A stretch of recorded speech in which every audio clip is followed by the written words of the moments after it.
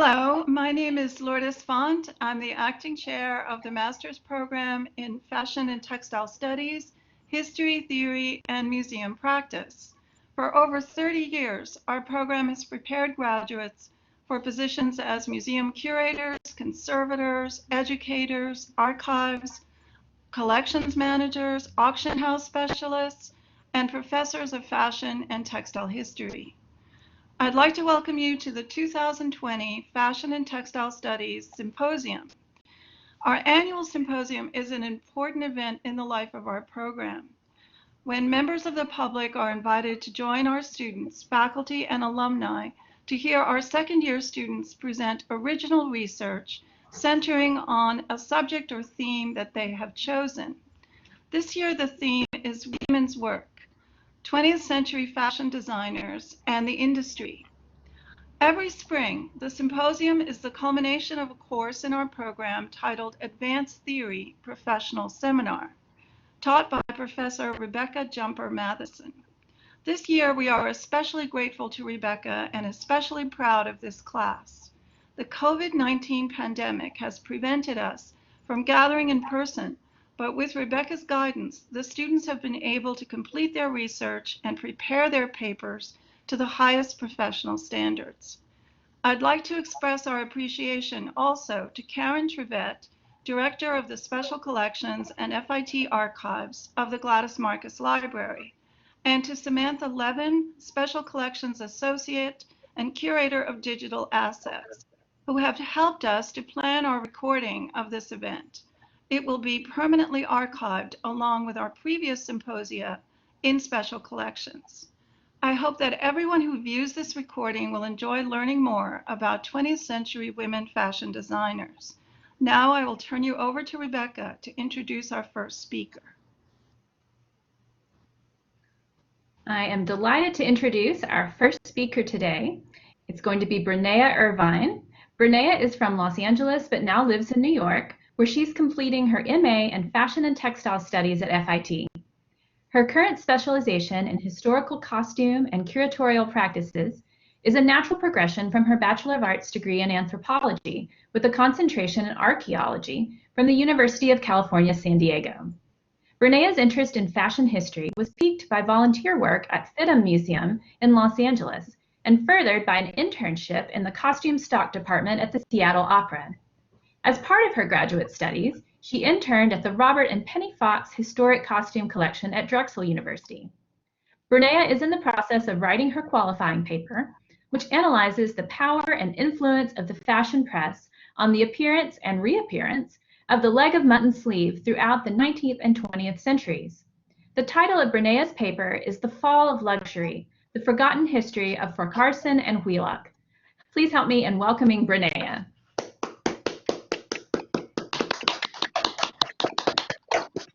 Thank you. The Fall of Luxury, the Forgotten History of Farquharson and Wheelock.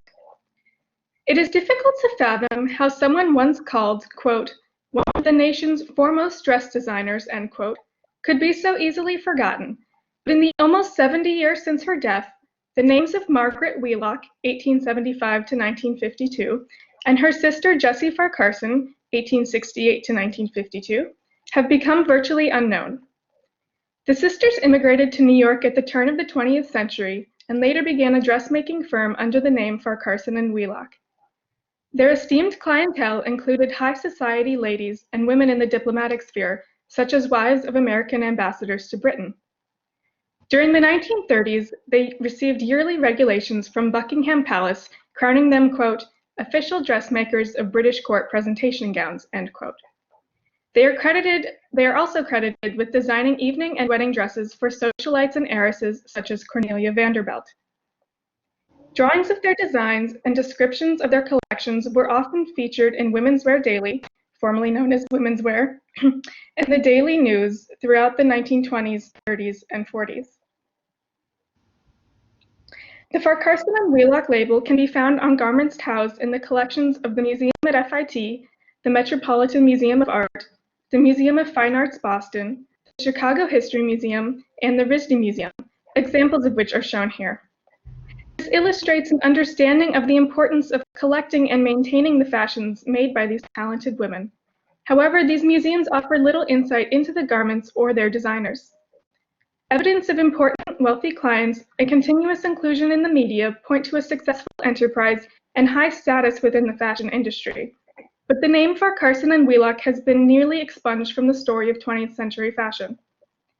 This paper will establish a history of Farquharson and Wheelock's business, investigate the range of their clientele, examine the designer's presence in the media, and analyze their design style in order to determine the impact these modistes had on New York fashion during the early to mid-20th century. Primary sources for research included newspapers, journals, and magazines, as well as extant garments from museum collections and auction records.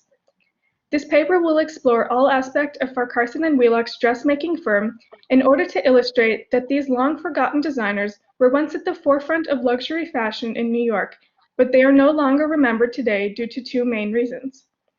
First, their more reserved styles, which appealed to more mature clients, led to their disappearance from high-fashion magazines such as Vogue, further reducing the attraction of younger generations to their brand, and later reducing researchers' exposure to the firm. Second, the business's failure to successfully enter the ready-to-wear and wholesale markets during the rapidly evolving world of the 1940s and 50s pushed the firm into anonymity. Though successful in their time amongst the upper echelon of society, the exclusivity and inaccessibility of Farquharson and Wheelock as makers of custom clothes during a period of increasing access to designer and more affordable ready-to-wear clothing led to their becoming irrelevant amongst the majority of the population and subsequent erasure from fashion's history. Jessie Farquharson and Margaret Wheelock were born in Scotland as Jessie and Margaret Carmichael in 1868 and 1875 respectively. The pair began working in the fashion industry when they were quite young, with Wheelock reportedly working as a buyer at a London department store at the age of 16. They immigrated to New York in 1900, accompanied by their mother, one of their many siblings, and Jessie's husband Frank and their daughter Mary. Both sisters were working as dressmakers not long after their arrival in the States, though their own business was not open until 1907. The sisters' shop flourished early on and grew rapidly.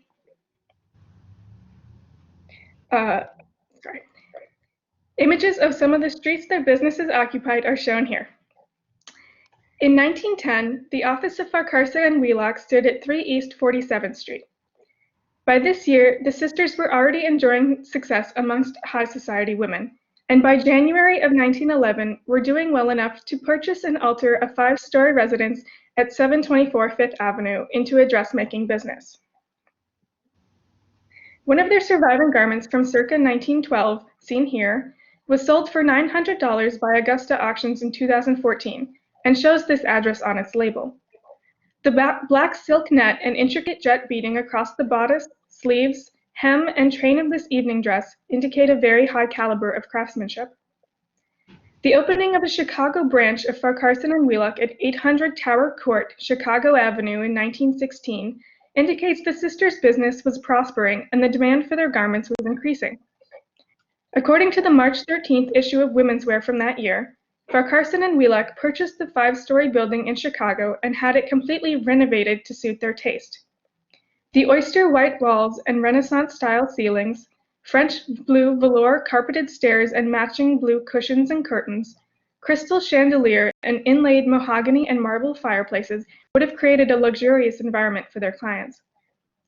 The sisters' wealth and success can also be seen in their record-breaking purchase of a building in February of 1920. They acquired the building next to their New York shop for around $600,000, giving them a total of 50 feet of property facing Fifth Avenue. By February of 1921, however, advertisements list their address as 23 West 57th Street. This address appears on garments and ads for the remainder of the business's existence. The sisters also frequently advertised for models, tailors, drapers, cutters, and finishers in newspapers such as the Chicago Tribune and the New York Daily Herald, examples of which are shown here. An ad for a ladies' tailor in the Wanted Male Help section of a 1916 issue of the Chicago Tribune asks for, quote, only those accustomed to highest class of work, end quote. Another ad from 1919 boasts, quote, steady work, 44-hour week, highest wages, end quote, for drapers and finishers. These terms would have undoubtedly appealed to many potential employees, but the sisters, who clearly wanted only the best makers for their workshops, could afford to be picky. These records of expensive real estate purchases and extension of their business to another city, as well as countless advertisements for employees, indicate that Farquharson and Wheelock was a growing, thriving enterprise looking to expand in the early 20th century.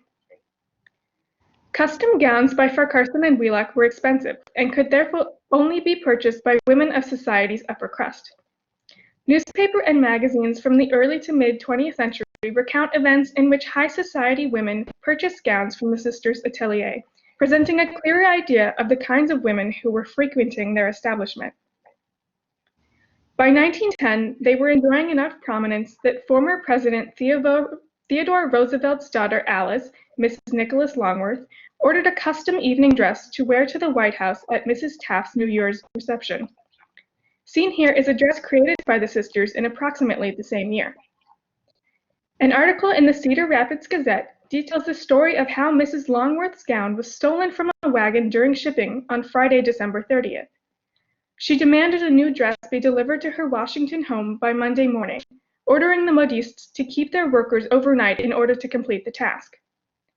This new dress was estimated to cost around $1,000, approximately $27,000 today. This was unfortunately not the first time that such a theft had occurred in transit. Another gown had been stolen en route to Mrs. Longworth only 10 days prior. Likely not a coincidence, the robbers clearly understood the value of these couture garments to deem them worthy of theft. Farquharson and Wheelock's steep prices can also be seen in a New York Times article from 1913, which detailed a lawsuit between the firm and prominent banker Mr. James Cunningham Bishop. The case was filed for failure to pay a bill of $4,197 in 1911, the equivalent of over $114,000 today. Mr. Bishop argued that he had provided his soon-to-be ex-wife enough money to cover her expenses and that he shouldn't have to pay her bills due to her lack of funds, but the court ruled in favor of Farquharson and Wheelock. Although it is unknown how many items were purchased with the thousands of dollars owed, this example once again solidifies Farquharson and Wheelock as a premium brand. Unfortunately, this problem was not uncommon amongst couturiers, and this was only one of many lawsuits that the sisters had to file against clients for failure to pay the modistes for their goods and services. But why would clients order garments that they seemingly couldn't afford? In his book, The Theory of the Leisure Class, economist Thorsten Veblen argues that the affluent feel the need to not only have wealth and power, but show it off in order to be held in high esteem. Expensive dress, he states, is the best way to exhibit one's wealth, as it is always on display and one's status is immediately apparent. This propensity towards excess can certainly be seen in the spending habits of the sisters' clientele. Those who could not pay their bills were likely of some social standing and felt the pressure to, quote, live up to the accredited standard of taste and reputability, end quote, of their class by making purchases way beyond their means.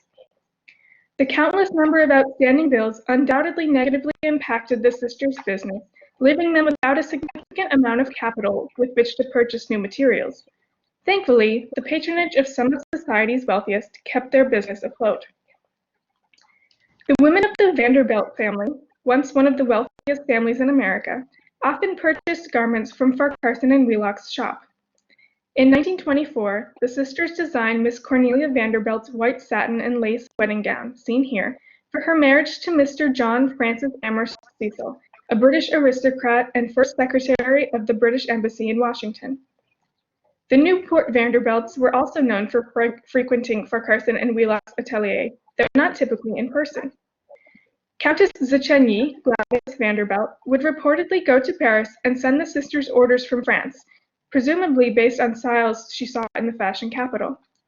As she was one of their best customers, the modistes had a dressmaker's dummy in the Countess's measurements, which they used to create her garments while she was abroad.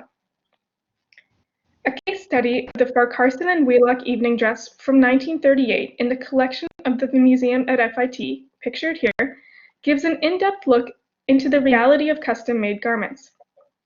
The dress was donated by Mrs. Jefferson Patterson, a New York debutante photographer and ambassador's wife. Though lacking a label, the donor identified it as Farquharson and Wheelock when she gifted the piece to the museum. The abundance of gold lame fabric, ample evidence of hand stitching, and extensive alterations identify the garment as a couture piece. While some parts of the dress, such as the hand-whipped hem, would have taken time, certain elements of the dress seem to have been done very rapidly and finished in a sloppy manner. The bodice shows signs that the bust had to be let out over 2 inches. The rushed finishes and evidence of modifications indicate that the dress may have been made without the client present, based off of old measurements, and that alterations had to be done in a hurry when it did not fit correctly. The sisters' designs were featured somewhat regularly in magazines such as Vogue during the teens and early 20s. The magazines, examples of which are shown here, exhibit models made by Farquharson and Wheelock, as well as imported models from Paris that were sold in their store. In 1913, an article appeared in Women's Wear stating that some of the leading specialty shops, including Farquharson and Wheelock, were putting more emphasis on their own designs in their stores than on those imported from French design houses. This was a bold business decision during a time when Paris couture was coveted above all other fashion. However, as evidenced by their success during this period, this gamble paid off. The June 1917 issue of Harper's Bazaar, seen here, features illustrations of the sisters' designs for a wedding gown and bridesmaids' dresses, showing not only their desire to showcase original designs, but also appealed to a demographic of younger women. A Women's Wear article from October of 1917 states that Madame Wheelock declared that all of their models that year were in fact original designs, completely breaking away from their dependence on purchasing French designs to draw customers. In 1919, Farquharson and Wheelock announced their first showing of a, quote, complete collection of exclusive and absolutely original models in gowns, furs, wraps, tailored suits, and millinery, end quote, solidifying their reputation as designers and not simply imitators. The sisters are mentioned in a 1921 article from Vogue titled The Tale of the New York Designers, pictured here on the left, which states that the modistes create all of their own models and praises the firm as a, quote, house of great distinction and good taste, end quote. A Vogue article from 1925 titled The Background of the New York Mode applauds the sisters for their garments' flawless fit and beautiful fabric and lines. The article also describes their style as, quote, classical and restrained, end quote. This was not the only time that the firm's style was described in such a manner. According to Women's Wear articles from the early 20s, the sisters were known for their classical and conservative draperies and dignified stately costumes, while still managing to maintain a youthful style. The sisters' designs were regularly featured alongside designs by names such as Lucille, Bouissor, Henry Bendel, and Bergdorf Goodman, an example of which is shown on the right. Despite these accolades, the firm's exposure through high-fashion magazines like Vogue and Harper's Bazaar began to dwindle in the mid-1920s. Their glowing reputation as reserved and classical may have left them behind in the eyes of fashion editors as time moved on and styles changed. In the 1930s, the sisters' designs largely appealed to an older clientele. By 1936, Farquharson and Wheelock were well known as, quote, official dressmakers of British court presentation gowns, end quote, meaning that they received yearly regulations stating the exacting details of dress allowed at court from Buckingham Palace. This accolade, writes Helen Warden in her book Society Circles, gave the modistes a measure of authority respected by high society women, especially older women. She reveals that, quote, Newport dowagers seldom risk adventuring for a new dressmaker. Farquharson and Wheelock gets most of their trade, end quote. In 1937, the sisters designed 2 court gowns for matronly friends of Mrs. James Roosevelt, the president's mother, pictured on the left, who was 82 years old at the time. The sumptuous gowns were made of imported brocaded metallic fabrics, and their ensembles included feather headdresses, gloves, and handbags. A Women's Wear Daily article celebrates a showing of their fashions for women over 30 given at the Plaza Hotel in 1944, stating that it, quote, played up their summer custom mades for the faithful following they have among New York's older guard, end quote. A model from one of their plaza shows is shown on the right. What could have accounted for this change in demographic? Perhaps the atelier's acquisition of regulations from the British palace and subsequent elevation in the eyes of high society brought a newer, older genre clientele. Or perhaps their clientele actually remained the same for many years, and as their business grew along with many of their regular customers, the house chose to reflect their clients' maturing tastes by staying true to their more dignified and restrained design aesthetic. The sisters did make efforts, however, in an attempt to gain back a younger audience. In 1940, they opened a new salon for ready-to-wear clothing and millinery called So Chic. The store carried hats, dresses, and coats for, quote, the smart debutante and the young matron, end quote. After a handful of initial reports of the store's opening by Women's Wear Daily in March of 1940, mention of the shop fails to appear in further issues or other publications. The sisters hired wedding dress couturier Herman Patrick Tappé to design for the house in the late 1940s, attempting to revive a younger type of customer by turning Farquharson and Wheelock into the, quote, house of weddings, end quote. Some of his designs for the sisters' shop are seen here. Though this venture enjoyed some success, Tappé retired in the early 1950s. After the sisters' deaths, which occurred only 11 days apart in 1952, the firm was taken over by Gina of Ancox Inc. She began a wholesale division of the brand in February of 1954, with garments priced from $29.75 to $155. The last ad featuring the Farquharson and Wheelock name was from the February 12, 1955 issue of the New York Times, suggesting that the mass production and wholesale of the firm's garments was not well received.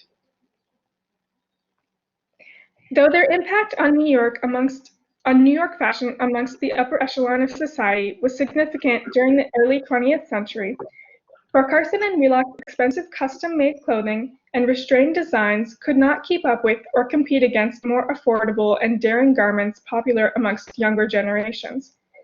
After a period of catering to New York and Newport's more mature crowds, attempts to return the brand to its previously enjoyed glory through a ready-to-wear salon and wholesale division proved unsuccessful. The firm's failure to successfully transition from couture to ready-made clothing in the quickly modernizing world of the 1940s and 1950s would have left the business with a rapidly shrinking pool of clients. By the mid-20th century, their reputation as an expensive, custom establishment with an older clientele branded them as irrelevant to high fashion, making their name virtually unrecognizable today. Thank you.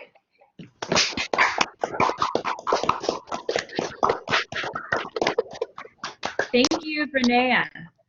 Our next speaker will be Molly Hardvigsen. Molly earned her Bachelor of Science degree in Family Studies with an emphasis in clothing construction and a minor in business from Brigham Young University. She has held internships at the Ukrainian Museum, Robert and Penny Fox Historic Costume Collection at Drexel University, and at the Wardrobe. Molly is currently completing her MA in Fashion and Textile Studies at FIT, specializing in the curation of costume and textiles. Her qualifying paper is on the swimsuit designer Rosemarie Reed's impact on the swimsuit industry from the late 1930s through the 1960s. Molly's paper is titled Tobey Coburn School for Fashion Careers, Dressing the Fashion Professional. Let's welcome Molly.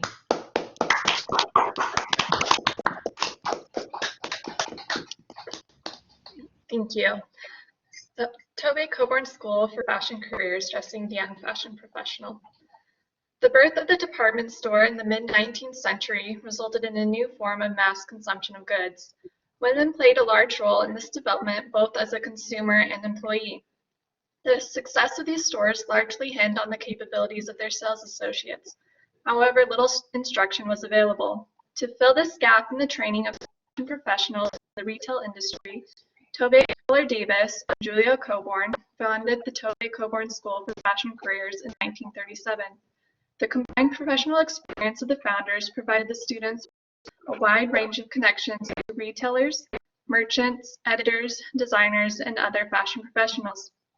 Graduates of the school obtain jobs as fashion copywriters, display stylists, assistant buyers, advertising managers, and any other fashion-related job outside of design. The school training allowed for a shorter time as apprentices, allowing for its graduates to move quickly up the ranks.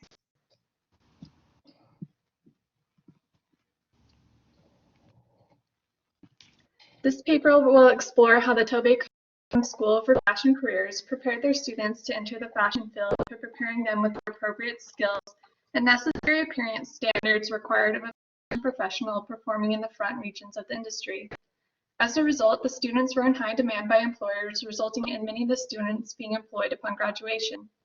As stated by Julia Coburn in a 1939 Vogue article providing advice on how to dress to gain a job, quote, "An applicant should look as an employer would expect her to look on the job. Naturally, a girl who wants fashion work should show fashion sense in her costume," end quote. This philosophy is seen repeatedly through the school's brochures, photos, and student testimonials. Tobey Collar Davis originated from Milwaukee, Wisconsin, daughter of a clothing merchant. She went on to study home economics education at Milwaukee Downer. Upon graduating, she moved to New York, gaining employment at the National Cloak and Suit Company writing letters. After being employed in various retail positions where she refined her sense of style, she eventually ended up working for Franklin Simon, a department store focusing on women's fashions. At Franklin Simon, she was given the freedom to promote fashion as she saw necessary. In 1928, she started Tobey & Associates, a consulting firm for fashion and retail businesses. Her weekly report, known as the Tobey Report, influenced her 1,250 clients as to what to purchase for their store. She also wrote a syndicated column called Tobey Says, and a condensed version of the Tobey Report for smaller stores called the Tobey Guide. Her ability to predict the success of items is due to her belief that, quote, "front page news makes front page fashion," end quote. Those who worked for her spent hours analyzing data and reports from economic papers such as the London Economist or Wall Street Journal to predict fashion trends. Julia Coburn attended Vassar College, studying English and working on the school's newspaper, graduating in 1918. After a brief time working for the Junior Red Cross, she went on to work as an advertisement manager for LaSalle and Coke, launching her career in the fashion industry. She created the job of fashion coordinator to help customers select items that go together. From there, she was recruited to work for Harper's Bazaar and then moved to Ladies' Home Journal, where she was the fashion editor. She met Tobey at a conference in New York City. Over lunch, they discussed the difficulties of finding women to employ in the industry that had the proper training, sparking the idea for the school. On a trip to Europe, Coburn jotted down some ideas for the school. Unsure if the idea was feasible, Coburn still presented them at her next meeting with Tobey, who accepted to make the school happen in the fall of 1937. The first class of the Tobey Coburn School for Fashion Careers was held, originated at Rockefeller Center. After the second year, the school moved to Fifth Avenue at 57th Street, giving students close access to museums and shops. The school maintained a dress code that the students were expected to follow wherever they went in or outside of school. Newly accepted students received a pamphlet entitled "Information Please" from Tobey Coburn School, containing a basic overview of general school procedures such as submitting assignments, taking tests, reporting absences, etc. Also included is a section on appearances that instructed students on two main rules they must follow. Firstly, they must wear a hat at all times when commuting to and from school and work. Secondly, no chewing gum at any school or work-related functions. Students received further support through a book they received called IQs for Clothes at Tobey Coburn. In addition, they had access to clothes counselors and attended discussions about clothes in regards to their own wardrobe. The rigorous coursework prepared the students to perform their roles in the fashion industry, and the school provided the resources to help them look and act the part, allowing students to gain respect and recognition from their peers and future employers. The school was initially structured to provide additional training to students who had already attended 2 years of school. Due to demand and economic necessity, newly graduated high school students were accepted and required to take general education classes, easing the financial burden on the school to turn over a new student body every year.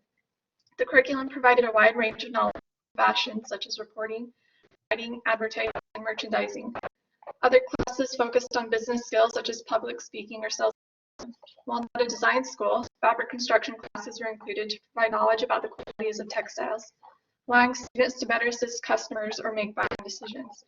The courses were taught by notable professionals in the field. Prominent guest lecturers also taught, such as Edna Woolman Chase or Dorothy Shaver.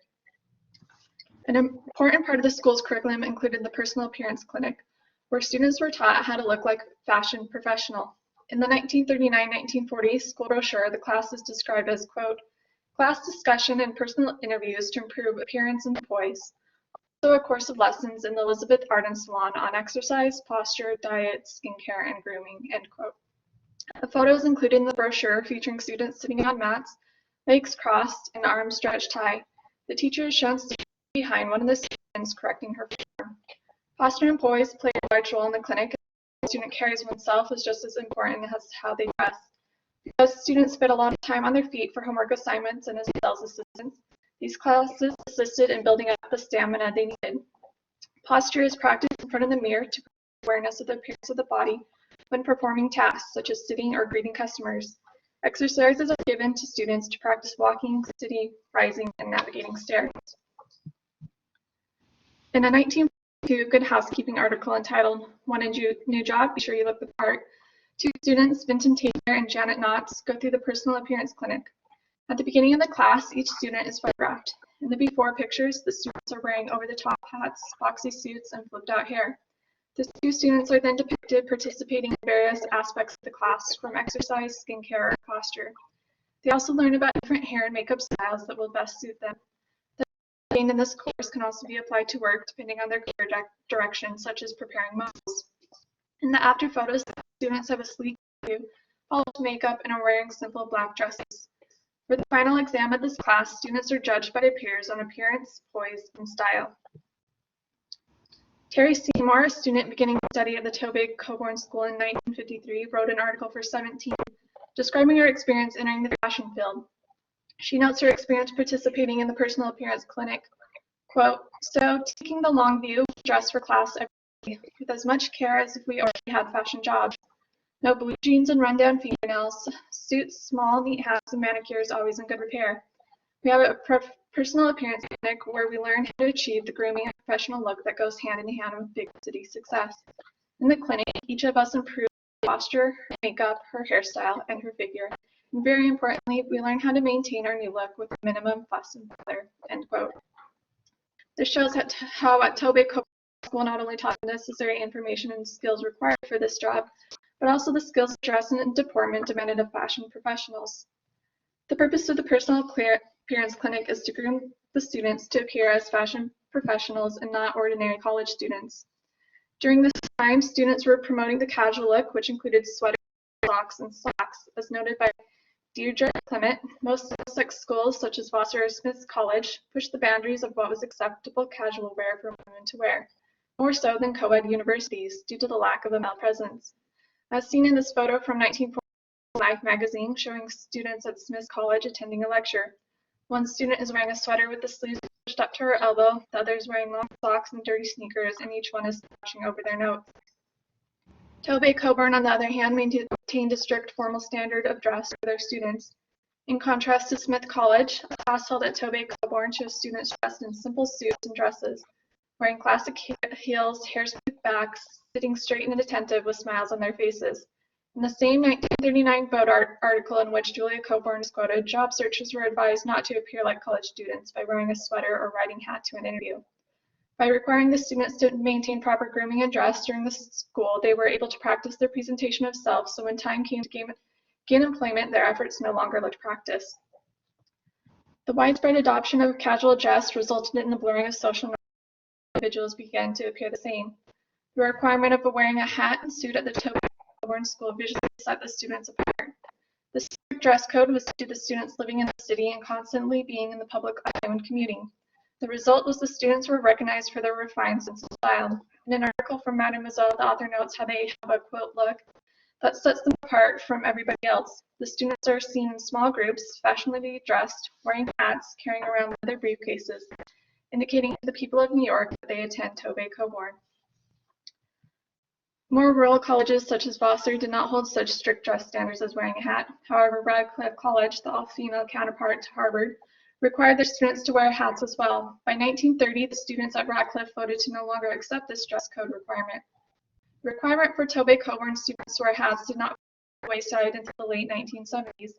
Around the time it became the social norm to no longer wear hats regularly in public.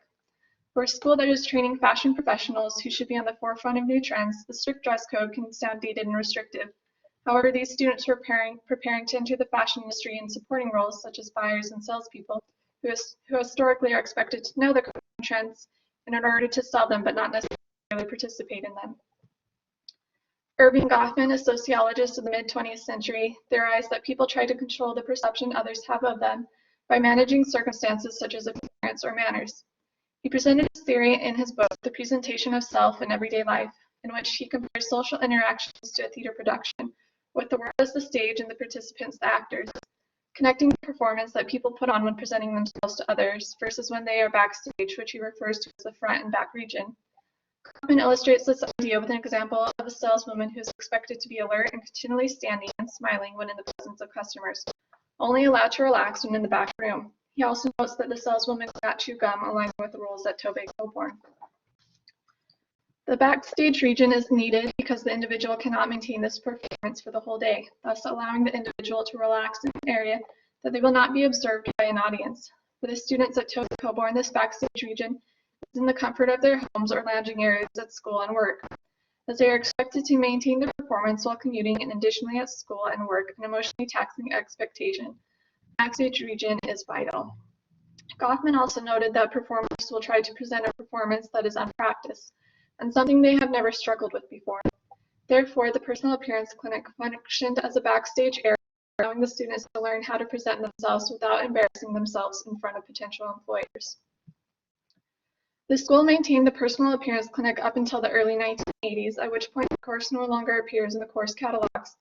Although professional dress was still emphasized through lectures, while students were no longer required to wear conservative suits and hats, it is evident through the picture of 3 students in professional attire in 1989 that this was still the unstated standard. Even though the school made adjustments to the dress code requirements in conjunction with the changing social norms, the same language and attitude appeared in the catalog in regards to posture, grooming, and personal presentation. All these changes were made years after other schools had implemented similar changes. In comparison, the Fashion Institute of Technology, which held a similar course called External Impressions Workshop, discontinued the course in 1971 when they no longer found such a course relevant, 10 years before Tobey Coburn. This shows how schools that focused more on design, such as the Fashion Institute of Technology, had different expectations of their students than Tobey Coburn that focused more on the business aspect of fashion. This could be because students from Tobey Coburn work directly with customers and were therefore performing more in the front region than the designers. Students not only received grades for the classes, but also professional ratings based on personal attributes that would affect professional performance. The students received these ratings from professors and other students with whom they work. At the beginning of winter semester, the students discussed their ratings with their counselor, going over strengths and how to improve their weaknesses. According to Josephine McMillan, admissions counselor from 1952 to 1964, students were rated on, quote, appearance, vitality, courtesy, cooperation, flexibility, self-confidence, and effectiveness, end quote. They received a rating on a scale of superior, good, average, fair, or poor. These ratings, along with the recommendation of the school, strongly influenced job opportunities for students to receive upon graduation. The school is actively involved with the students' path to gaining employment by graduation. An employment clinic was taught by Julia Coburn that went over the basic principles of a job search. Coburn, during her time at the school, personally advised all 2,700 students and continued to consult alumni. At the beginning of their careers, Tobey and Coburn both practiced networking among women at a time when networking was not even common among men. Students had the opportunity to network with previous graduates by interviewing them as an assignment. The combination of Tobey's business associates and the growing alumni network allowed students to practice networking. This spring, New York professionals were invited to be students. In the first year of the school, 200 interviews were conducted. This practice continued on through the years, and student Wendy Zare participated in one of these mock interviews, receiving an evaluation for a practice interview as part of the employment clinic during the 1973 school year. The interviewer was requested to rate Ms. Zare on her dress, posture, poise, articulation, initiative, and competency regarding the job. Ms. Zare received good marks regarding posture and dress, although the interviewer noted that she could have added a belt to her black print tent dress.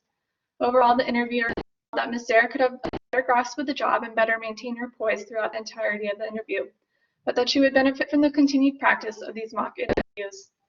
These interviews were a culmination of the work the students put in behind the scenes to practice performing in front of an audience.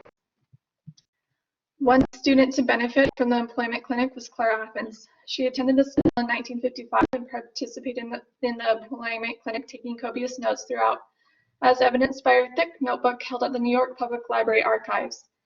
In her notes, she made comments about proper job search etiquette, such as, quote, to have a good interview, be on time, well-dressed, courteous, alert, end quote. She also reflected on her career path, noting, quote, my plans for future confused. No one wants to hire a confused person, end quote. Her notes show how the basic principles used to gain employment today were being taught in the 1950s. Miss Athens was able to apply what was taught in the employment clinic, and upon graduation was employed at Mako in Los Angeles, California, as a photographic stylist. Thanks to the assistance of the employment clinic, almost all students were employed at graduation. To recognize the successful careers of Tobey Coburn graduates, an alumna of the program was selected to receive recognition for success in the industry beginning in 1945. Each year at graduation, one alumna was recognized for her work, receiving the Mahatilda, a golden statuette of a girl sitting on the top rung of a ladder. The winners would hold onto the statuette for a year and then pass it on to their successor the following year. Each year, the winner's name was inscribed on the statue, adding to the list of distinguished fashion professionals. In addition, they receive a gold charm, a miniature version of the statue, as a memento. Younger alumni receive the T Award for the promising future careers in the retail field. Through the years, women working in a wide range of fields and locations have received their award. By 1963, 19 winners had been announced, with 18 of those originating their careers in retail. One such winner is Sarah Greer-Mayer, recipient of the 1946 Mahatilda. A graduate of the first class at Tobey Coburn, Mayer went on to work for Neiman Marcus, Riches Inc., and at the time of the award, J.P. Allen's. Working as a fashion coordinator, promotional director, one of her noted achievements was instituting a weekly fashion show at J.P. Allen's.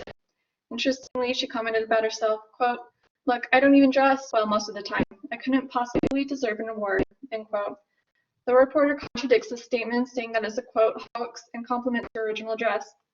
Mayer tries to brush off the career recognition by insulting her clothes, showing that to some extent how an individual dresses has an impact on their career. The Tobey Coburn School for Fashion Careers prepared their students to enter the field of fashion by providing them with proper industry training and guidance to look like a fashion professional. The success of the school is due largely to the dedication of Tobey Collar-Davis and Julia Coburn to the school, who recognized the importance of the part. This required students to be presenting themselves professionally whenever in the public eye, a high demand emotionally and physically. This training prepared them to feel comfortable when the time came to enter the workforce, resulting in the successful careers of the students. Thank you.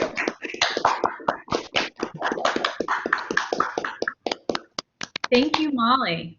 Our next presenter is Bobby Wall. Bobby earned her BA in anthropology with a minor in French and studio arts from the University of Pittsburgh. After a decade in fashion working as a buyer, Bobby started her own vintage business with Black Lodge Vintage. She is currently working toward an MA in Fashion and Textile Studies at FIT, specializing in fashion archiving and collection management. She is working on her qualifying paper about cataloging and archiving the New York Franklin County Historical Society's extensive costume collection. Bobby will be speaking today on Ruth Reeves' lasting imprint on modern American fashion. Welcome, Bobby.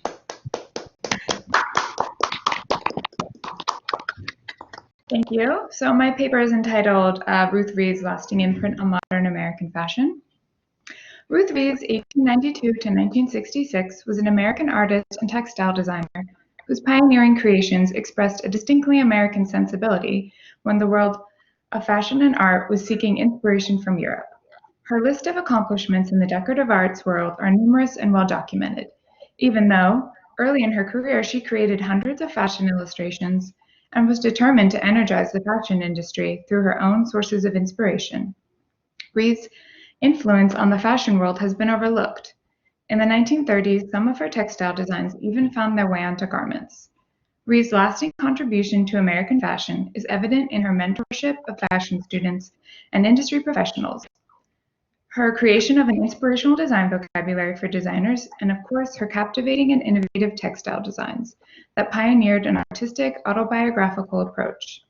Through delving deep into the life and career of Ruth Reeves, referring to primary source documentation such as newspaper articles and personal letters, as well as formal analysis of the remaining extant garments, this pioneer of textile design's career can be more fully understood.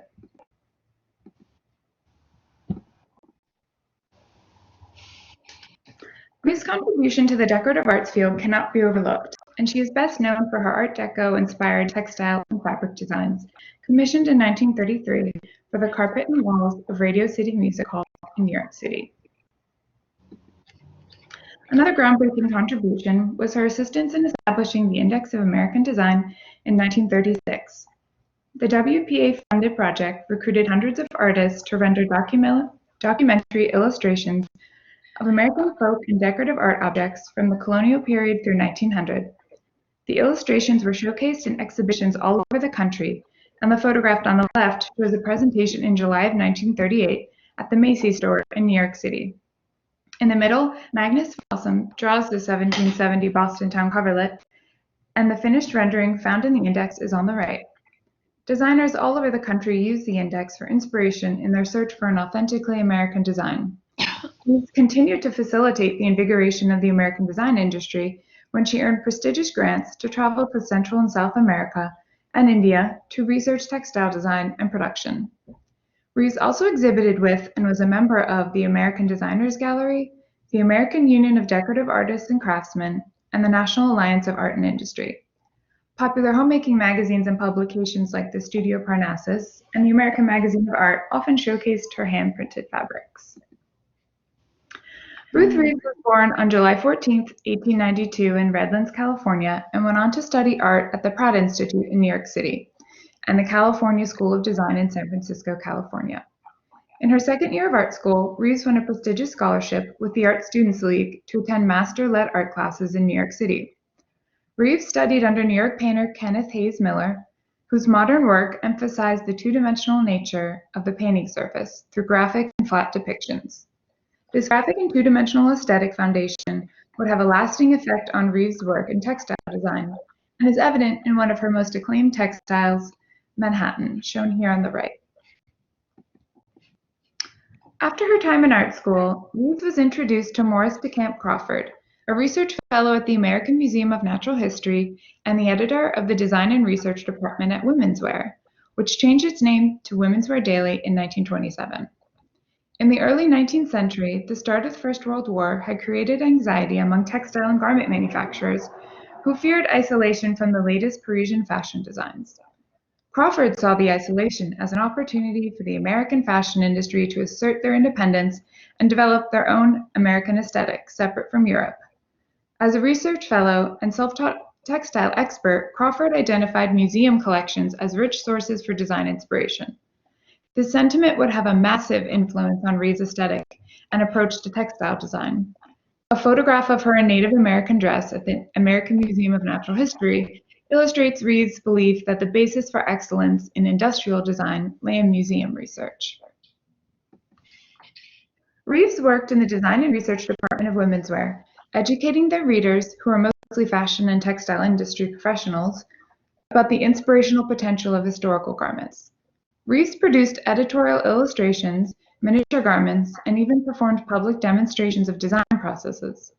With her assistance, the department published extensive bibliographies of costume and textile books, and ran full-page illustrated glossaries of historic costume. According to Whitney Blossom, quote, Reeves had a positive genius for publicity, end quote. And in 1919, the department opened a gallery in the Fairchild building where leading department stores and silk manufacturers could buy textiles directly from a select group of artists, Reeves being one of them. In addition to showcasing artistic goods for sale, Reeves staged exhibitions displaying museum objects. In 1919, Reeves and her fellow staff member Harriet Messerol organized an exhibition of fashion sketches and several small mannequins dressed in miniature versions of American design haute couture. The invitation, as it appeared in Women's Wear, can be seen alongside an illustration of one of her miniature garments. a white box cape, the fur on the inside of the garment, and the skin painted in red and gold abstract design. Another mannequin wore a tunic-length suede jacket, which was batiqued to coordinate with a skirt of blue Debutin. Ruth had a significant contribution to the fashion world of women's wear through her illustrations that appeared twice a week. She also worked periodically as a fashion illustrator for the monthly magazine Arts and Decoration. Her detailed graphic illustrations accompanied editorials and illustrated the endless inspiration of cultural and historical textiles. Reeves was so integral to this influential design department that her boss, Crawford, said she was someone who, quote, achieved distinction not only as a fabric designer, but as a costume artist as well, end quote. Unfortunately, there is no evidence that any of these designs went into production. There was one instance of a garment designed by Reeves that was produced for a Broadway costume worn by Helen Freeman for the show Bavou in 1922, but no extant garment remains. In 1917, Women's Wear published an article about a coat designed by Ruth Reeves being made exclusively by Crossell Co. The coat was made of white silk shantung, and its collar, cuffs, and skirt were batiqued in green, purple, orange, and red. Crawford, when writing about the batik craze in fashion at the time, mentioned Reeves as an artist who had done a substantial amount of work for New York fashion designers. To further foster American design, Women's Wear periodically sent their staff to lecture schools and industry professionals in hopes of stimulating the industry. In 1920, Reeves visited the Cleveland Garment Manufacturers Association and the students from the Cleveland School of Art. According to Women's Wear, Cleveland was the second leading manufacturer of clothing in America, second to New York City, and potentially the third largest manufacturer in the world. Reeves instructed in general art and color, textiles and materials, sketching, costume illustration, and special research in the history of costumes and costuming. Reeves moved to Paris in 1922 when an advertising agency commissioned her to execute a series of etchings. During her 7 years abroad, she continued to work for Women's Wear as their Parisian correspondent, covering the collections, sending back sketches of the latest designs, and depicting fashionable Parisiennes. While abroad, she took classes under French artist Fernand Léger and may have been influenced by textile designer Raoul Dufy, who made textiles for various fashion designers, including Paul Poiret. Both artists' work with textile designs for garments can be seen on this slide. Reeves returned to America in 1928 when the quest to find a uniquely American design aesthetic was still in full swing. The concept that America had no design traditions nor sources of original design, and that modern design was inherently European, was so prevalent that the United States declined to participate in the 1925 Paris Exposition of Decorative Industrial Arts. As a reaction, Reeves and her colleagues opened the American Designers Gallery late in 1928 to prove American modernism existed in the decorative arts. Although not named in the text, one of her textiles can be seen in the American Designers Gallery exhibition advertisement from the Herald Tribune, shown on the right. In the top right picture, her print is hung in a thoroughly modern living room. It was around this time Reeves abandoned fashion illustration altogether. In her application to the John Simon Guggenheim Foundation on November 1931, she wrote, "I had no time to paint and was so unhappy that at the peak of my financial success, I threw it all over and decided to hand decorate fabrics again." During the 1930s and 40s, Reeves often used her personal life as inspiration for her prints. An example of this is her work South Mountain, named after the road she and her family lived on in the artist colony of New York's New City, New York. The print is a modern autobiographical interpretation of a French toile de joie. The domestic scene depicts Reeves' infant daughters emerging from a bath while her two other daughters wait patiently. American Scene similarly evokes her trademark autobiographical toile de joie approach and was described by Reeves as a, quote, cross between a Persian primitive painting and a medieval tapestry, end quote. The woman at the table with the Siamese cat is Reeves herself and is a recurring theme throughout her textile designs. Both designs celebrate a modern American life at a moment they were created, acting as vignettes of idealized families and friends engaging in sports, work, leisure, and dining. During the Depression, several manufacturers and associations used clothing made from their latest fabrics, including those by Reeves, as promotional tools to spark usages beyond upholstery. According to Women's Wear Daily, the Kansas City Style Shows in 1931 and 1932, sponsored by the Cotton Textile Institute, were fashion shows that incorporated some of Reeve's textiles. The fashion shows were at multiple Midwestern schools, and high school girls were asked to model the clothing on the catwalk.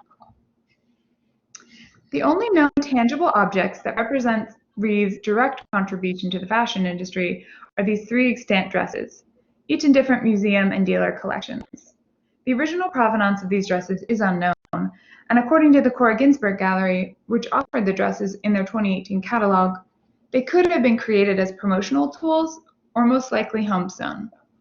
All the dresses differ in terms of their prints and pattern. However, the 3 linen dresses share a common approach to displaying Reeve's distinct handmade prints.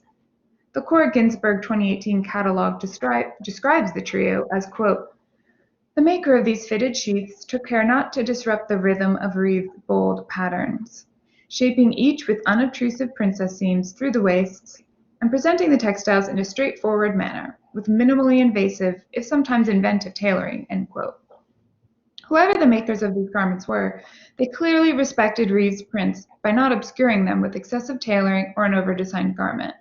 Each dress illustrates how Reeve's textiles appealed to the American public by speaking to a relevant aspect of American life at the time they were created. The first extant garment, Toro ni Kapan, is currently in the MFA Boston collection. The inspiration for the pink and brown print on fine white linen came from Reeve's trip to Guatemala in 1934 after receiving a research grant to study indigenous weaving and embroidery, to collect costume and design textiles based on indigenous objects.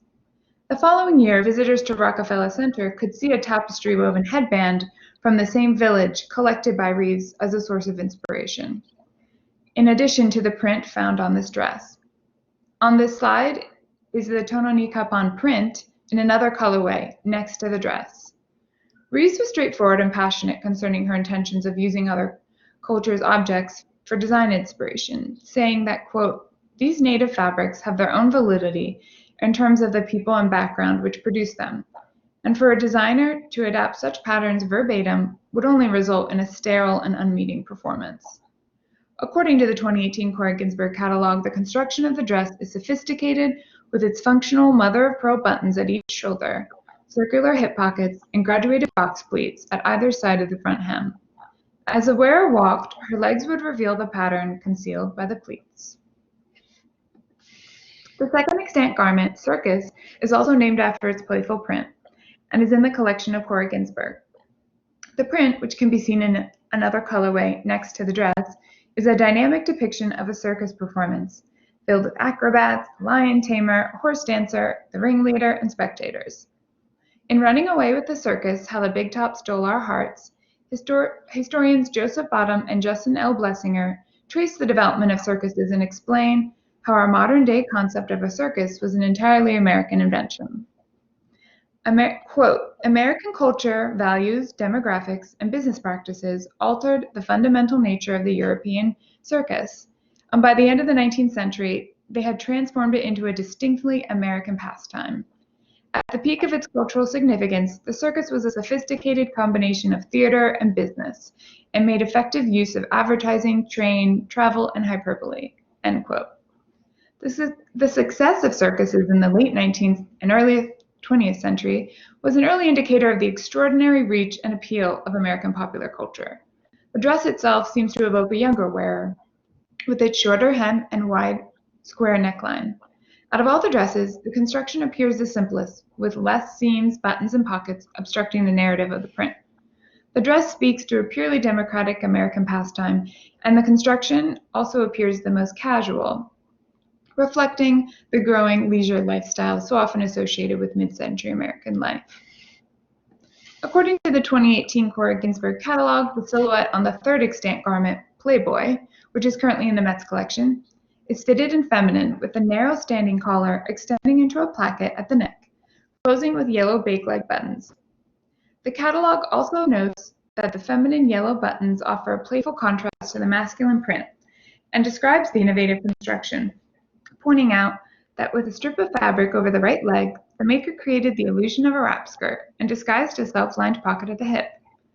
This innovative construction speaks to the utilitarian nature of the garment in everyday life and the increasing demand of functionality in American women's clothing. Playboy's print, which can be seen in another colorway next to the dress, depicts sporting events and games like tennis, golf, horseback riding, fencing, fishing, and hunting. The print was one of several designs commissioned in 1930 by W&J Sloan, and the manufacturer hailed its suitability for a variety of masculine spaces. This dress is an excellent example of Reeves' ability to use familiar and mundane objects, events, and people to produce patterns which capture the celebration of American way of life, albeit sometimes an idealized romantic vision. This dress exemplifies that ethos, and during the Kansas City fashion shows, Women's Wear Daily reported that there was a, quote, enthusiastic interest in an orange, brown, and black piece called Playboy, end quote. This group of 3 dresses, constructed out of Reeves textiles, truly exemplifies her profound influence on American fashion.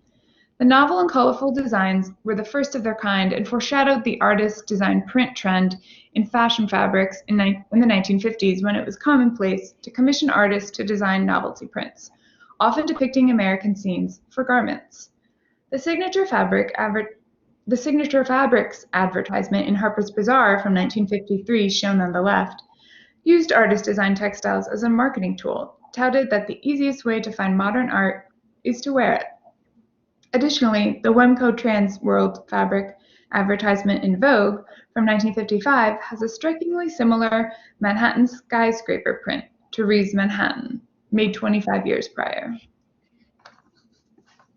Cultural historian Warren Sussman argues that in the 30s, such phrases as the American way of life and the American dream came into the national lexicon as Americans struggled to define their cultural background and story.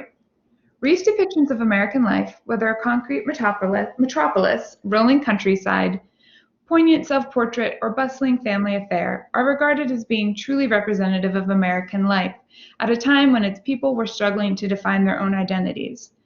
While her contributions to fashion are much less documented and straightforward, Reeves made significant contributions to the fashion industry in the early 20th century. Through her cultivation of an American design vocabulary for designers, mentoring fashion students across the nation, and designing compelling and innovative fabrics well beyond their time, Ruth Reeves had a lasting imprint on the American aesthetic and helped to develop America as a leader in fashion design.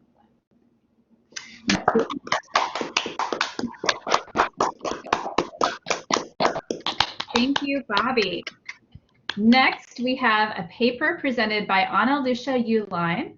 Ana Lucia is originally from Chicago, Illinois, and is a graduate of Marlborough College. Her realm of interest in history is the development of the modern fashion magazine. Outside of graduate studies, she sells vintage and antique books and magazines on fashion and design. Ana Lucia's paper is titled Luella Ballerino, Fashioning California. Please help me in welcoming Ana Lucia. Thank you, Rebecca. The American fashion world, long reliant on news of fresh styles from Paris for guidance and inspiration, was upturned by the onset of World War II and being cut off from designs around the world. While many manufacturers struggled throughout the war, Los Angeles sportswear designers became newly visible at this time in the American fashion press. Relaxed codes of dress and an emphasis on domestic rather than international travel made California styles, known for their youthful ease, more relevant than ever before. By the late 1940s, Los Angeles was the largest manufacturing center of women's sportswear in the country. One of the more prominent designers to rise to fame at this time was Luella Ballerino, 1900 to 1978, whose designs for fresh, adaptable sportswear, her eye for exoticized motifs, and her perfectly tailored swimwear highlight the hallmarks of Californian fashion of the 1940s and 1950s. Here we go. Ballerino, born Luella Smith in Iowa in 1900, moved to Los Angeles with her family as a young woman. She had grown up in the world of clothing, with her father working in manufacturing for the J.J. Haggerty Cloak and Suit House in downtown Los Angeles. As a young woman, while pursuing a double degree from University of Southern California in art and art history, Luella sold fashion sketches to manufacturers to make money on the side. She met her MGM casting agent husband, Melvin Ballerino, shortly after graduating, and had 2 children before ever thinking of joining the fashion workforce. As a young woman, she had studied textile design part-time under the tutelage of Erte's successor in costume design at MGM, Clement Andriani, who was known for his process of painting and screen printing directly onto textiles to create custom effects for film. With the onset of the economic depression of 1929, Ballerino left MGM to design and sell fashion sketches full-time to local Los Angeles manufacturers. She attended evening classes in pattern making and tailoring at the Frank Wiggins Trade High School of Los Angeles and honed her sketches to match the realities of garment production. She first gained widespread success with a dress design for the line Roundtown, California in 1938. This dress, a prototype of which was donated by Ballerino's family to the collection of the FIDM Museum in Los Angeles, is made of a simple undyed cotton hapsacking. It is enlivened with green and black wool embroidery at the collars, tips of the tie belt, and hem, which is further embellished with painted wood plaques in what she deemed a style of the Tongan tribe of Africa. The dress, which Ballerino named her dirndl dress, caught the attention of Women's Wear Daily and several newspapers across the United States, launching Ballerino's career as a designer known for what she called her peasant styles. The success of her dirndl dress allowed Ballerino to start her own line, which was instantly popular with famed actresses of her time, helped by the fact of her husband's casting power in Hollywood. The thriving atmosphere of the film industry was a catalyst for the growth of the Los Angeles fashion market, with actresses bringing nationwide press to its local designers. In particular, designers Gilbert Adrian, Irene Saltern, and Howard Greer had put the city on the map after each producing fashion lines following success in creating glamorous film costumes. For press photos organized by MGM, Ballerino's sweet skating costumes and casual shorts ensembles helped establish a girl-next-door image when worn by young starlets like Claudette Colbert, Betty Davis, Ida Lupino, and Ann Baxter in Hollywood fan magazines like Photoplay and Motion Picture Magazine, as well as in syndicated fashion columns published across the country's small newspapers. Oops, sorry. 1 second, technical difficulty. As the Binghamton Press noted in its coverage of California fashion, Hollywood designers specialized in making clothes look great on film because they designed for a full range of motion, as well as catering to the very active Californian lifestyle. This led to a specialty in what the New York Times called, quote, play and resort costumes, designed in California but for an all-American consumption, unquote. Ballerina was the master of the convertible sportswear ensemble that went from daytime to dinner, with top and wrap skirt outfits often hiding matching shorts or pedal pushers underneath. Her clothes showed a particular precision and fit, which Ballerino credited to her method of production. Unlike other local ready-to-wear manufacturers who maximize time by assigning different operators for different sections of a garment, her seamstresses each assembled a full garment on their own to guarantee a perfect fit. Ballerino was particularly admired in Vogue and Harper's Bazaar for her white piqué place sets and her crop top coordinates that highlighted a shift to a sportier ideal of the 1940s. These designs were light and easy to wear, with playful details like ruffled sleeves and skirts, and clever tailoring such as a notched hem on her cropped tops to flatter the torso. The choice to pair together separates gave wearers more options for styling the garments, with the ability to mix and match with other items in their wardrobe.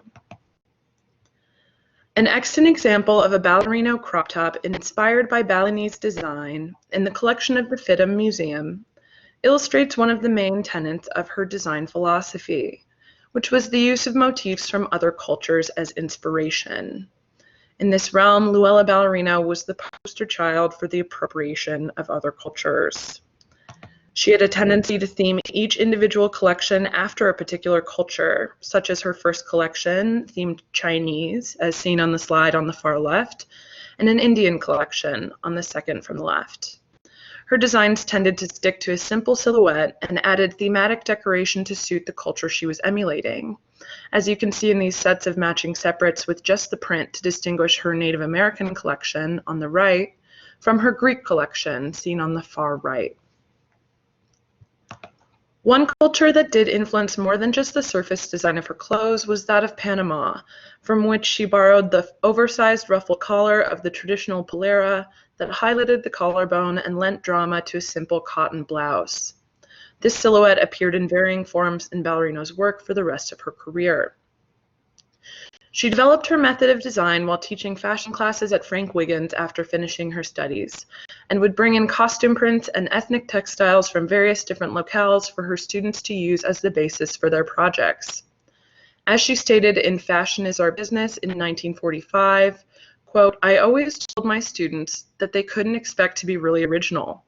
After all, there are just so many colors in the world and so many lines, and everything they could conceive of had, somewhere, sometime, been done before. Therefore, what they must learn was first the ability to concentrate, and next the ability to adapt old ideas to new forms. Of course, they must be constantly aware of the world about them and of the general trend in which fashion was moving. But beyond that, it was up to them to create new styles by applying their mind to the adaptation of already existing things," unquote. This method of utilizing the traditional dress of other countries was so much the basis for her line that Ballerino proudly referred to her clothing as native fashions. This use of other cultures as a design source was widespread at the time. What Ballerino called her point of concentration method echoed the dress by adaptation method of Ethel Traphagen, who founded the Traphagen School of Fashion in New York, and who is known for teaching by having students translate African and Eastern European artifacts into dress beginning in the late 1920s. An interest in non-Western culture permeated the circles of modern artists throughout the early 20th century, and by Ballerino's time had gone mainstream. Her tendency to look to Central and South American, one moment, please. Her tendency to look to Central and South America for inspiration was particularly popular amongst West Coast designers. Beginning in the mid-1930s, Californian designers became known for their use of Native American, Pacific, and Latin American styling, the latter of which was especially encouraged by Roosevelt's Good Neighbor policy of 1933 that advocated for good relations and trade with Latin America. A nationwide Bloomingdale's promotion in 1936, focusing on California designers, was titled "Bloomingdale's Goes Native American" and emphasized the Californian use of, quote, "native touches of Mexican hemp, rawhide, and raffia," unquote. The Golden Gate International Exposition in San Francisco in 1938 promoted the use of Pacific designs to create a recognizable Californian look, and proudly advertised that, quote, "Californian stylists, manufacturers, and retailers have taken up this specific theme and are using their concerted efforts in the creation and promotion of California styles tempered by the Oriental influence," unquote. Within 5 years, the use of these influences in California designs was commonplace, with the New York Times stating in 1943, quote, "Los Angeles designers have once again shown an all-American influence taken not only from our own Indians, but also from our Latin American neighbors. Mexican colors are strongly in evidence. Designs are taken directly from old Guatemalan patterns," unquote. A promotion by California manufacturers in 1946 called Calexico Colorama, Fashions by Air, traveled to a department store in each of the then 48 states, displaying their designs, quote, "were inspired by romantic old Mexico, created in dramatic California," unquote, to which Ballerina contributed what she deemed a serape dress, which echoed the design of her earlier serape jacket of 1941, seen in the middle of this slide. Dorothy Shaver, one of the founders of the fashion group and later president of Lord & Taylor, wrote an introduction to a book on South American costume that emphasized the importance of American designers studying traditional dress of other countries, stating, quote, "However efficient the machines of our mass productions, however amazing the development of new materials, the creative force behind these machines and these developments will have to come first from the individual creative effort. In the passing of native costumes, in the losing of that closeness of life as it is lived in various countries, something human and charming is being lost. For the designers of the future, works of this kind are necessary to preserve the knowledge of forms of life fast disappearing. In this country now face to face with its own designing ability, we find the colorful source material of our neighbors in the South American republics, rich in costumes of ineffable beauty," unquote. As the world of fashion began to produce clothing faster than it could produce fresh ideas, the dress of other cultures was seen as a way to provide novelty and humanity to the mass of machine-made styles. This tendency for Californian designers to look outside of Europe for fashion ideas was touted as one of the reasons for its widespread success during the wartime period. The president of the Associated Apparel Manufacturers, O.J. Meinhardt, told Women's Wear Daily in 1939 that the onset of the World War had been beneficial for West Coast manufacturers, particularly because of the New York fashion industry's reliance on European design as a source of inspiration. During the wartime, Luella Ballerino capitalized on the influx of talent taking refuge in the U.S., hiring newly local French weavers to create custom textiles in an effort to encourage the creation of a luxury textile trade in her city. This was an era in which sportswear designers thrived in Los Angeles, despite facing production complications particular to their locale. In an interview on California sportswear production with a student from the business school of her alma mater, USC, Ballerino presented several issues that made sportswear production in California particularly expensive. These included a smaller pool of skilled workers and their higher pay due to better required working conditions, and a lack of local raw materials and facilities, making it necessary to pay an additional cost to ship them in from the East Coast. She also noted that California designers had to pay to produce a wider range of color options, as they marketed their products across the country and local markets had differing tastes in color palettes, with the Midwest preferring pastels to what she called the, quote, bright aqua colors, unquote, of the West. Because of these added costs, it was necessary to market their products as much as possible to gain additional business. Ballerino relied on fashion shows to market her clothing, as well as the use of traveling salesmen to promote them to individual retail stores.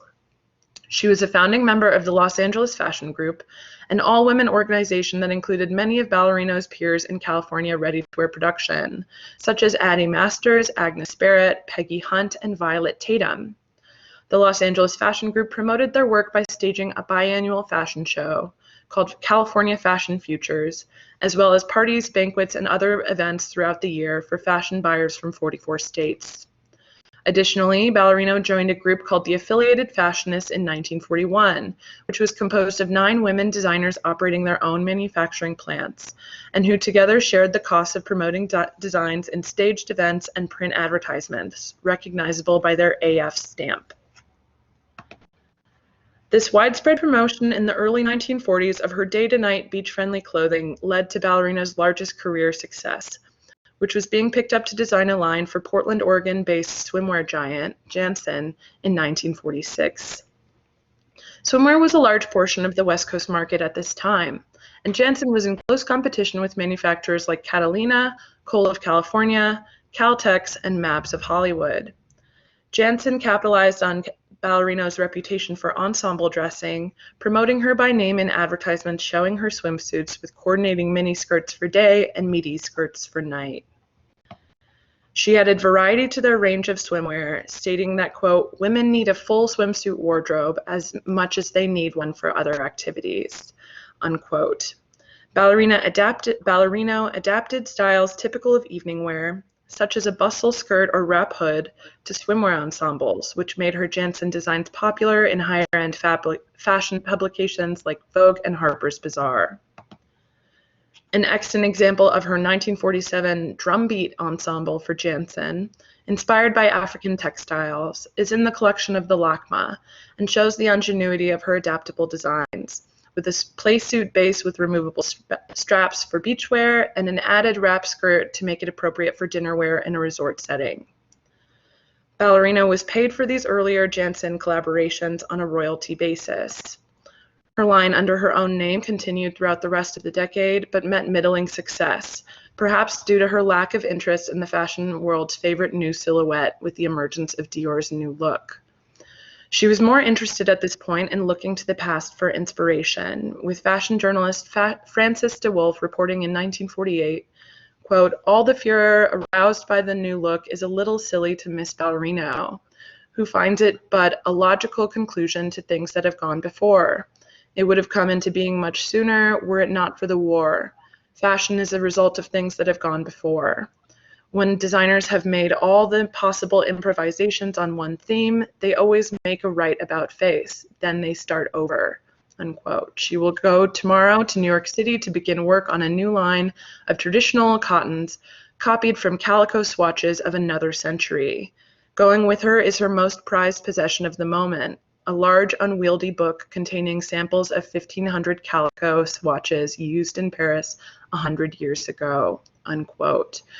Ballerino's experiments using the influence of historical sources on her own line were put on the back burner when she was hired full-time and made lead designer for Jantzen in 1952. While she channeled her full efforts into the Jantzen label, her Luella Ballerino line lagged. This made her name less promotionally valuable to Jantzen, and she was subsequently no longer mentioned in their advertisements or featured on their labels. She left Jantzen after 4 years in 1956 to focus on her own company, but was unable to attain the same level of success under her own name. She worked designing for Los Angeles companies Canon Sportswear, Phillips C. Phillips, and Rosemary Reed before retiring in the mid-1960s. But she continued her work promoting California design for the Los Angeles Fashion Group until her death in 1978. While her era of personal success spanned little over a decade, her work in developing a Californian sense of style brought attention to the local industry from across the country. Luella Ballerino designs bolstered California's future success as a style capital of the 1960s and 70s, laying the path for the mix of casual and culturally appropriative hippie styles that defined Californian fashion in the decades that followed. Thank you.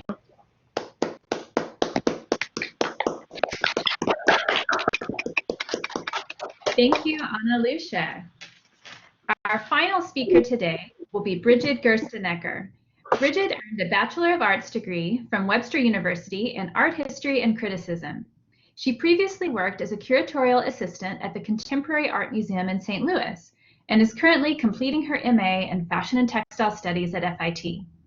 Since 2018, she has been assisting at the extensive fashion archive of Hamish Bowles. She has a multitude of research interests, among which include synthetic materials and preventive conservation.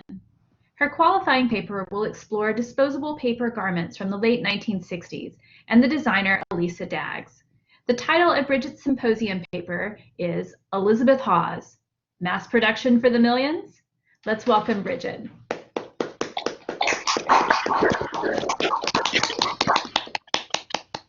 Thank you. In 1938, Elizabeth Hawes declared, quote, "I don't know when the word fashion came into being, but it was an evil day. For thousands of years, people got along without something called style, and maybe in another 1,000, we'll go back to it." As a prolific dress designer, union organizer, political activist, and champion for gender equality, Elizabeth Hawes expressed her opinion on a variety of issues with wit and wisdom, but is perhaps best remembered for the idea summarized in the title of her 1938 book, Fashion is Spinach.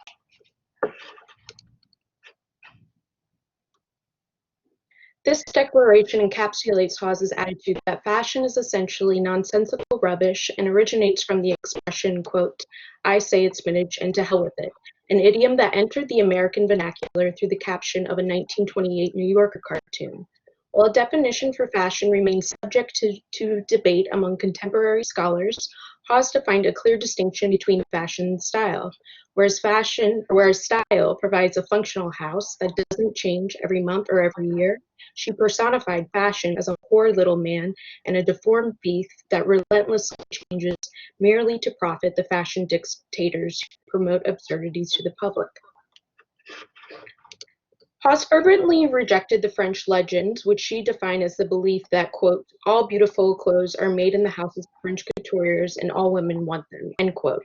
Her crusade for a functional wardrobe suitable for an active American lifestyle and independent of French influence is a recurrent theme throughout her career that has received considerable attention from fashion scholars and curators. However, Hawes was equally vocal in articulating her belief that functional and beautiful clothing should be accessible to all, regardless of one's geographic location or personal income. Little attention has been given to the legacy of Hawes's dedication to mass production, along with her contributions to the ready-to-wear market. The bulk of Hawes's surviving designs and museum collections are examples of made-to-order dresses previously owned by a selective New York-based clientele of wealthy women.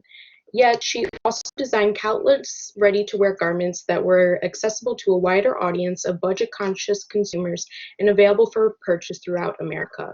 Hawes was ultimately unsatisfied with the quality of the many finished garments she created for ready-to-wear market, and few examples survive in museum collections. As a result, her mass-produced designs have been largely neglected from scholarship. While Hawes's functional and timeless made-to-order garments in museum collections successfully illustrate her ability as an American designer to dispel the French legend, her efforts to alter the production of ready-to-wear clothing proved unsuccessful. Through an evaluation of her surviving designs, extensive writings, and archival press coverage, this paper will investigate the legacy of Elizabeth Hawes as a woman at work, dedicated to the democratization of dress and the future of mass-produced clothing, despite the difficulty of realizing her goals. Elizabeth Hawes was born in 1903 in Ridgewood, New Jersey, where she developed an interest in dress design and began making clothes at an early age. Upon graduation from Vassar in 1925, she moved to Paris to learn the art of dressmaking. Over the course of 3.5 years in Paris, she became acquainted with the realities of the industry through her jobs as a fashion reporter, sketcher, copyist, and stylist. In the spring of 1928, Hawes worked as an assistant designer to couturier Nicole Groot, and she subsequently returned to New York at the end of the year to establish her own couture salon. While the knowledge gained from these experiences equipped Hawes with the necessary information to expose and critique the fashion industry in her writings, she later expressed regret on the enormous amount of time she spent learning dressmaking in Paris, declaring, quote, "I believe that the day of made-to-order clothes is over. I was, in my opinion, trained in the past in Paris and not for the future," end quote. Hawes identified that the fundamental goals of establishing her couture salon was to provide women with original, one-of-a-kind designs that were made to order, of quality material, well-sewn, and well-fitted. While in Paris, she developed an ardent admiration for the bias-cut gowns of Madeleine Vionnet, and subsequently adopted the French coutureur's method of draping and cutting her initial designs on a miniature dress form. Her 15-inch wooden model, whom Hawes named Sissy, served as her constant travel companion and enabled experimentation when creating new designs while minimizing the amount of wasted cloth. All of her designs began with the selection of material, and her time-consuming design process was well documented in the press. After draping, cutting, and pinning a finished pattern onto Sissy, the completed miniature design would then enter the workroom where it was enlarged in muslin or the final fabric. Modifications and corrections were then made by Hawes on a live model. This technique of designing illustrates why Hawes adopted an open pair of shears as her emblem. The majority of her dresses are cut on the bias, anchored at the waist, and extend away from the body at the hips. Full circle skirts are a hallmark of Hawes designs, which enabled wearers to sit comfortably and walk easily. Natural waistlines and gathered fabric cupped at the bust removed the need for uncomfortable undergarments. She disdained shoulder pads as well as unnecessary trimmings and believed that decoration should be integral to design. According to Eleanor Lambert, Hawes's, quote, "Soft, easy, bias-cut clothes with natural shoulders were the antithesis of the sharply constructed, wide-shouldered silhouette of the time," end quote. Hawes favored unusual color combinations and dyed much of her material to order in an effort to suit the individual personality of her clients. Many of her garments are made of striped fabrics, painstakingly pieced and skillfully sewn together. Pictured on the far right is a custom-made dress from 1937 titled Alimony in the Metropolitan Museum of Art's collection. Originally paired with a purse designed by Hawes in the shape of male genitalia, Alimony encapsulates Hawes's sense of humor and her fearless, tongue-in-cheek approach to design. Hawes was heavily influenced by the theories outlined in J.C. Flugel's 1930 book, The Psychology of Clothes, and repeatedly referenced the psychologist in her writings to reason that decoration and protection serve as the primary motives for wearing clothes.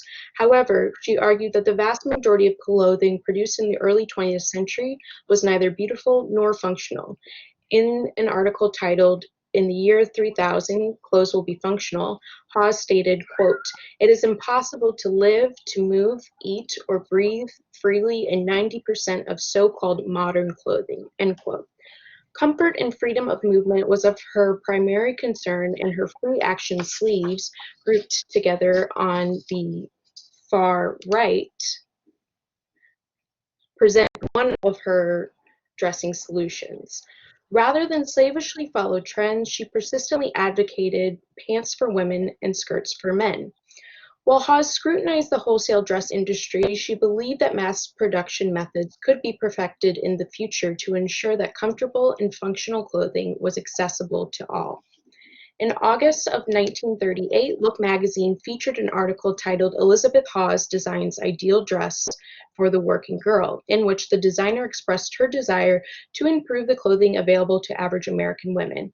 She argued that the majority of inexpensive ready-made garments are spinach, and among her list of complaints included, quote, "skippy skirts that slide up when the girl sits down, easily soiled collars and cuffs that are not detachable, sleeves that are too short or too tight or too long, and waistlines that are too low or too high," end quote.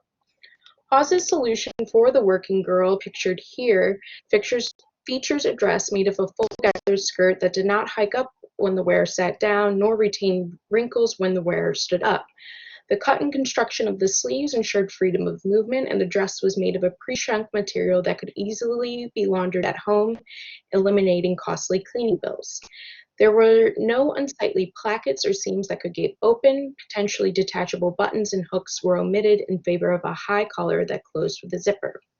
A brown wool day dress and coordinating plaid jacket with a zipper closure held at the museum at FIT bears a similar design approach to Hawes's ideal dress for the working girl. Cut on the bias, this dress is fitted at the waist with pleats that gather at the bust and extend through the skirt for front fullness. While the Brooklyn Museum costume collection housed at the Met contains the largest holding of Hawes garments, followed by the Cincinnati Art Museum, Hawes designs have appeared most frequently on public view in exhibitions at FIT. Pictured on the far right here is a gray striped evening dress and coordinating bolero, intricately mitered and pieced together in a manner typical of Hawes's designs. It was recently on view in the exhibition Paris, Capital of Fashion, placed alongside an evening gown by American sportswear designer Claire McCardle. The purpose of including Hawes's garment in this gallery space was to position Paris within a global context and in dialogue with other fashion capitals, such as New York City. Curator Valerie Steele concluded with this exhibition that, quote, "more than any other city, Paris has produced and maintained its brand image as the international capital of fashion," end quote. Hawes's personal opinions on the subject of fashion capitals provides a curious contrast to this argument. In her 1942 book titled "Why Is It Dressed?" she declared, quote, "I do not care for all the hoop-de-doo about New York, the center of fashion.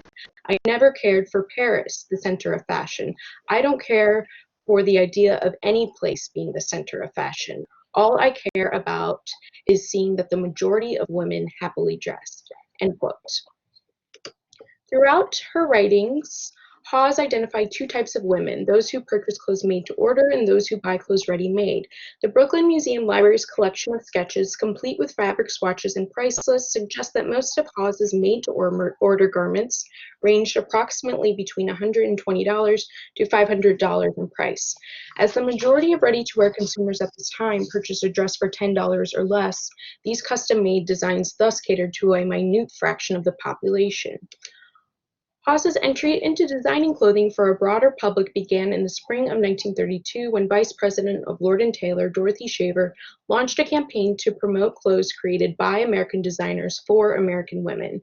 Shaver selected Elizabeth Hawes to be represented in the first group of 3 American designers to produce ready-to-wear collections that appealed to a young consumer. Hawes received a compensation of $200 for 6 original models made exclusively for Lord & Taylor's Young New Yorker shop. Moderately priced between $10.75 and $35, all of the garments in this collection were made in cotton and included examples of sportswear, streetwear, and evening wear designed for a junior market and college clientele. Hawes's two-piece ensemble titled City Child featured a dark blue coat that buttoned at the collar and waist to expose a white and blue gingham print dress underneath. The streetwear ensemble was advertised in print as Hawes's, quote, expression of the life of a busy young person who comes and goes back and forth from town to town, end quote. Hawes's cotton evening dress for Lord and Taylor titled Starboard, illustrated in the New Yorker on April 30th of 1932, is held at the museum at FIT and serves as one of the few surviving examples of a garment designed by Hawes specifically for the ready-to-wear market. Priced at $16.50, Starboard is made of an off-white cotton pique fabric with raised parallel ribs printed with a small multicolored abstract motif. This intricately pieced gown wraps around the back to a hook and eye closure at the proper right side seam and fastens at the center back with a row of red buttons. The pattern pieces of the bodice and skirt are cut on the bias, and the center panel of the gown is pieced together on the straight grain. Garment analysis indicates the dress contains bound seams made by a combination of machine stitches and a tremendous amount of hand sewing. This unlabeled garment could possibly be the original Starboard or merely a superbly well-made example of ready-to-wear. The promotional efforts of Shaver's campaign proved successful in selling these garments, and Hawes subsequently made an additional collection for the young New Yorker shop. However, Hawes reflected on the Lord and Taylor campaign and Fashion is Spinach with ambivalence. She dismissed the American design movement as a necessary press stunt to stimulate business during the Depression. Furthermore, she felt that the designers selected, herself included, produced garments without consideration to the methods of production and were therefore untrained to design clothes for mass production. As evidenced by the construction of Starboard, Hawes created ready-to-wear garments for machine production that were designed to be made to order by hand. Despite its skepticism towards the American design movement, Hawes acknowledged that of all the press coverage she received, the Lord and Taylor campaign was particularly useful in bringing her work as a designer to the attention of other retailers, fabric suppliers, and ready-to-wear manufacturers. The following year, the Chicago department store Marshall Field hired Hawes to design models to promote its line of fashion field fabrics to ready-to-wear manufacturers, dress buyers, and piece good buyers. On April 7th of 1933, Women's Wear Daily featured a photograph of the designer with Sissy and announced that, quote, Elizabeth Hawes cuts into cotton for Marshall Field manufacturers, end quote. Her collection of cotton dresses were priced at $16.75 and under, with every model containing a label with Hawes's recognizable H in scissors logo. Advertisements in the New Yorker indicate that the afternoon dress from this cotton collection, titled Little Miss Muffet, was made in both solid and printed fabrics of various colors. It appears that two versions of this dress, both originally housed at the Brooklyn Museum, now survive at the Met, pictured in the center, and the Ohio State Historic Costume and Textiles collection on the far right. Although both institutions have identified the material of their garments as silk, Little Miss Muffet was made of willow weave, a proprietary name for a fashion field fabric that was described as silk-like, but made of cotton blended with rayon. Hawes recalled that she was merely hired to create this collection as a means to exploit cheap cotton. While she needed additional sources of income to continue operating her couture salon, she also became increasingly intrigued with department store clothing, stating, quote, the minute I saw that hundreds of women could have Hall clothes, I wanted thousands to wear them, end quote. Hawes subsequently embarked on innumerable wholesale designing jobs and in May of 1933 was hired by Mr. Nibs, a wholesale manufacturer on 7th Avenue that specialized in sportswear. Within a few months, a fall collection designed by Hawes of suits and dresses was mass-produced and distributed to all 50 states.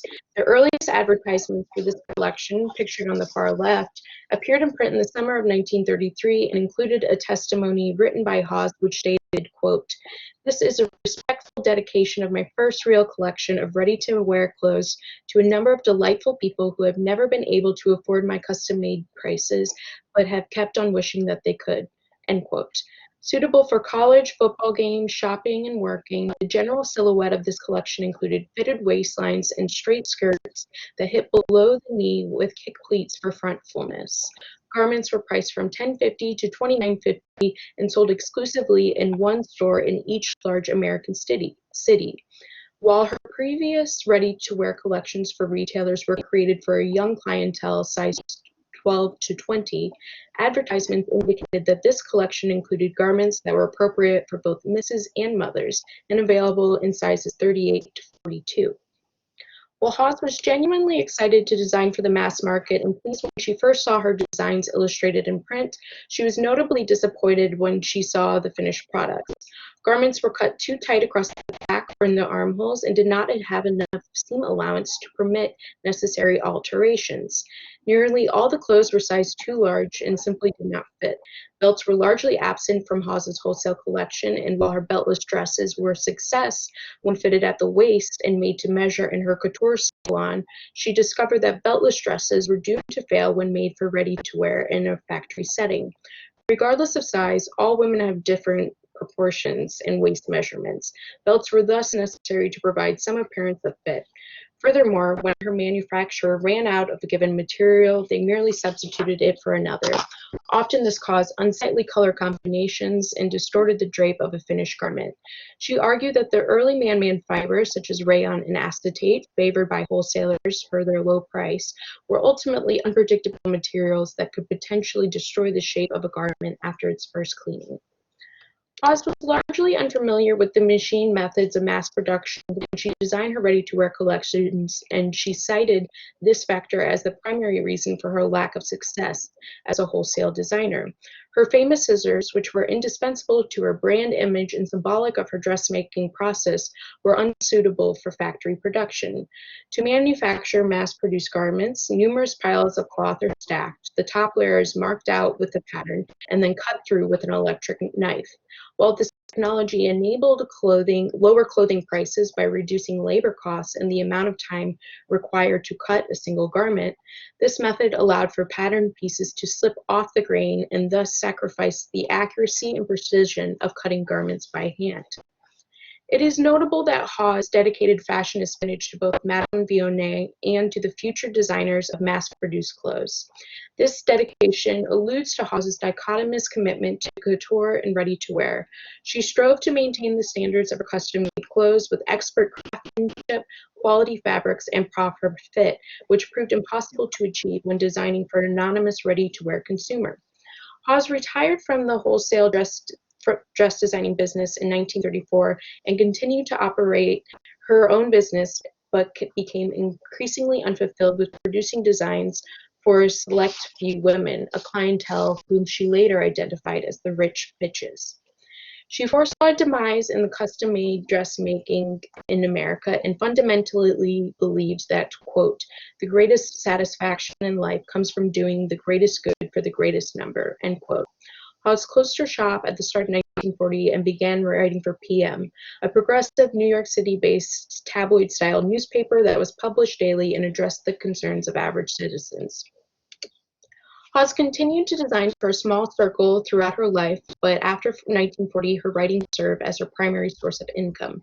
Despite a disillusionment about her own ability to truly democratize clothing during her lifetime, Hawes remained exceptionally optimistic for the future of mass production and the development of new synthetic materials. She hypothesized that clothes would be made of paper or plastic and become disposable, a concept which became a reality in the late 1960s with the short-lived paper fashion craze, which in many ways served as a precursor to our current fast fashion system. She envisioned that the dress manufacturing problems of America would be solved and predicted that, quote, when you buy a ready-made dress in 1980, mass production will have progressed to a point where you will be assured of a perfect fit, end quote.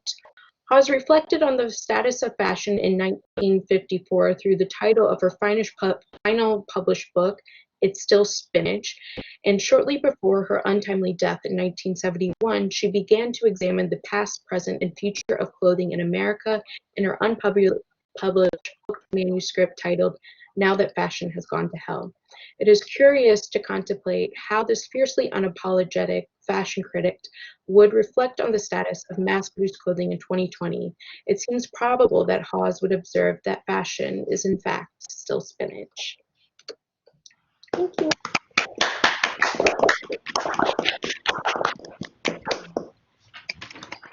Thank you, Bridget, and thank you to all of our presenters, as well as our acting chair, Lourdes Font, and thank you to all our listeners in the future.